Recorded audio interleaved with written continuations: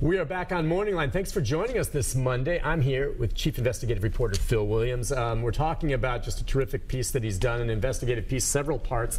We just showed you one part that's just stunning when you hear this former Teacher of the Year in Metro, who's no longer in Metro, talking about what they asked her to do. And I was going back listening to the audio of the conversation between her and the principal. I was listening this weekend. The thing that jumped out at me as I listened to it again is the teacher is saying, listen, I have got kids here in English 2 that haven't even passed English 1. They don't have the background for English 2. Right. And what am I supposed to do? And I think, given that as an issue, it's hard to argue, well, that's a teaching problem for the English 2 teacher if they didn't even pass English 1. Exactly. I mean, how are you going to work with these kids when they're that far behind? Now Principal Kessler, first of all, I mean, it sounds to me like some of these statements, maybe she's denying some of it, but did she know that she was being recorded? She did, did she not? She did. In fact, according to the notes, she was recording it herself. Okay, so she knows what was said. Now, I'm just curious, at this point, what have you heard from the principal to this point?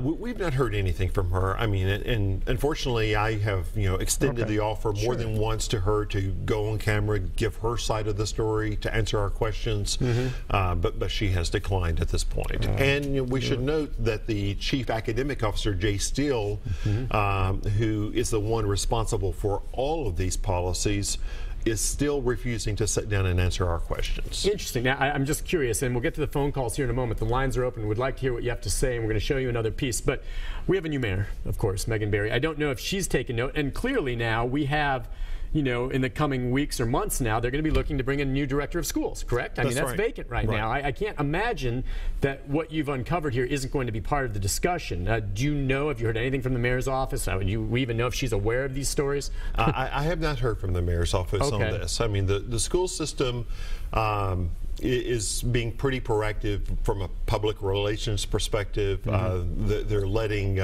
they're sending their responses to the school board members and I would guess the mayor before our stories even come out. Okay, and what are they saying basically? Your takeaway from them, I thought I had seen one of your reports where they're more or less saying that they've looked into some of what you reported and they find it to be just few cases far and in between, but not a systematic problem. Yeah, it depends on the issue. As far as the pulling students out of testing, they say they have found only isolated incidents.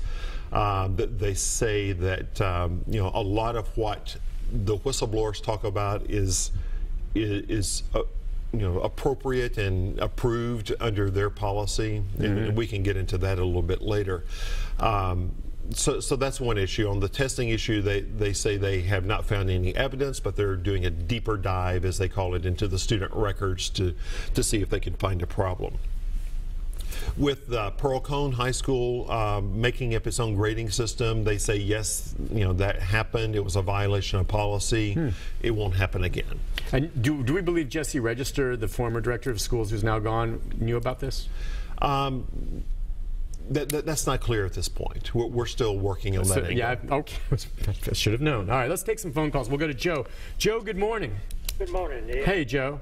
I just want to say I appreciate Phil doing these investigations. I don't think, Miss Harris, I don't think you could put it any better than what she put it.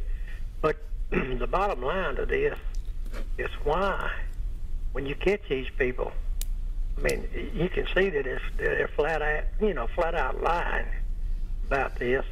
And what does this tell our students?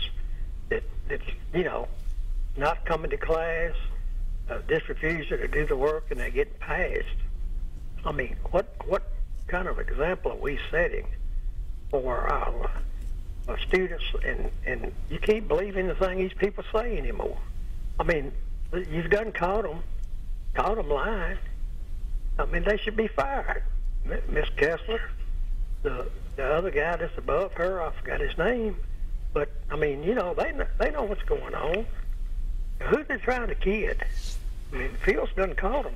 It's like catching a kid with his hand in a cookie jar, and him saying, "Well, that wasn't my hand; that was somebody else's hand, and I don't really think I did anything wrong." That's all I got to say. Yeah, and I think he raises a really good point. I mean, because Dr. Kessler, in her written statement provided to the school system, said, absolutely that Ms. Harris was not directed to change her grades. Well, you listen to the audio, and I don't think there's any doubt that she was directed to change grades. That's what I was asking you right after that. Did she know she was recorded? Did she forget? I mean, it's right there. Or was there somehow, you've listened to the whole tape, was that somehow taken out of context?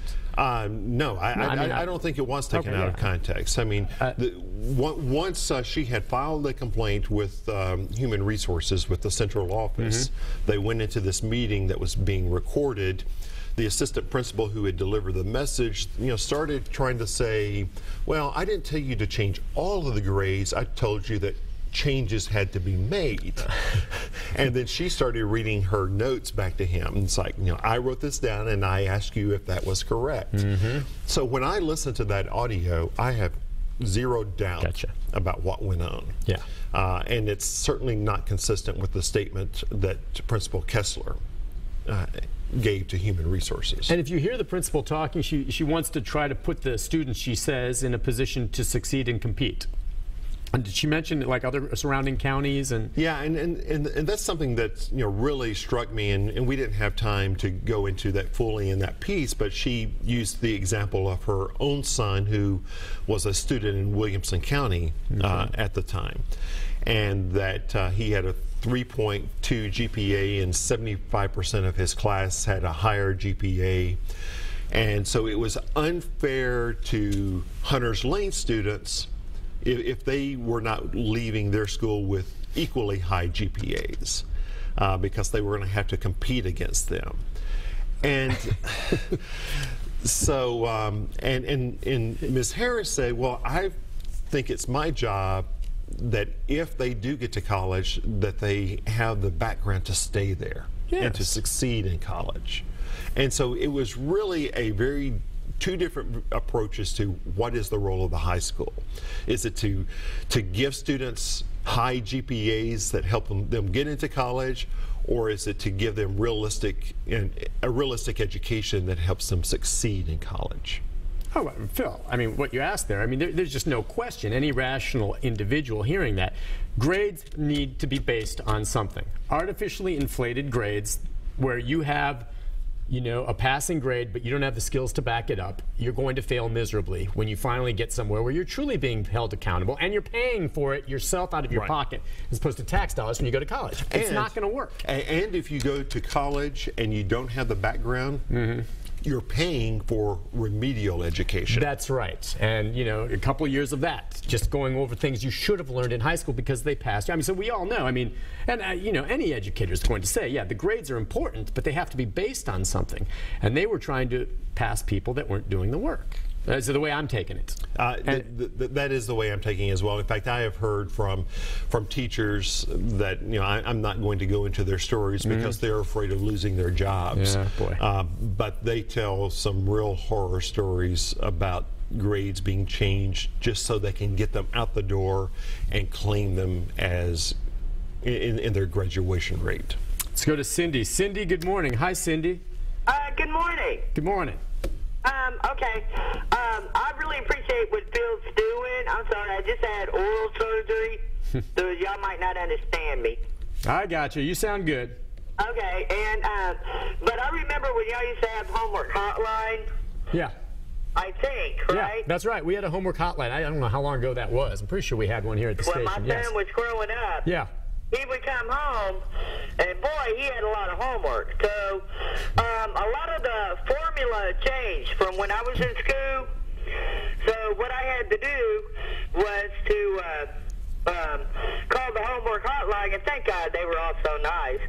And they walked me through the new math formula because that was what my son was explaining to me, so I could explain it to him. And yes, you have to participate with your child. If teachers are going to just let them go and pass them because they have to, that's not right. And I know the teacher feel bad. There's no sense in that. What you have to do is work with these kids to make sure they comprehend it. And it usually starts from the home. Well, yeah, and I'm glad she said that, because we were talking during the break, Phil, your thoughts just on the larger societal problem. These kids were put in with the teacher of the year. As you said, most of them didn't belong in the second class. They should still have been in the first class learning the basics.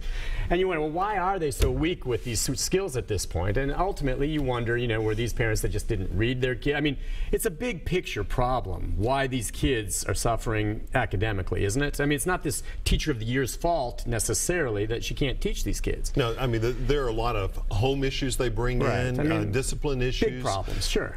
But in part of one of the other big issues here is, the school system has gone to this notion of we're going to give them grades based on what they know rather than what they do. Mm-hmm. So, for example, not only can no child get below a 50, they don't get grades on homework anymore. And so, therefore, there's a lot less emphasis on working on this stuff. So how do you know what they know? It's based on these sort of standardized tests. Just a standardized test, but not the work. And standardized tests and this whole no child left behind crap, okay, it just, standardized tests don't work. So, I mean, you heard in that story, Dr. Kessler saying, so what if he's not doing the work? Come on. Why don't we grade him on what he knows? Yeah, which means you can coach kids to take tests certain ways, but they don't really know. Hey, that's just a whole, that's a much larger thing that goes outside the realm of what you've discovered, but it gets to the heart of maybe why it's happening, right? And the pressures that are involved. Listen, on that note, we have to take a quick break. When we come back, if you're on hold, we'll get to a bunch of your phone calls. If we have time, we're going to take another piece or two from Phil as well that is already aired. We'll be back right after this. Stay with us.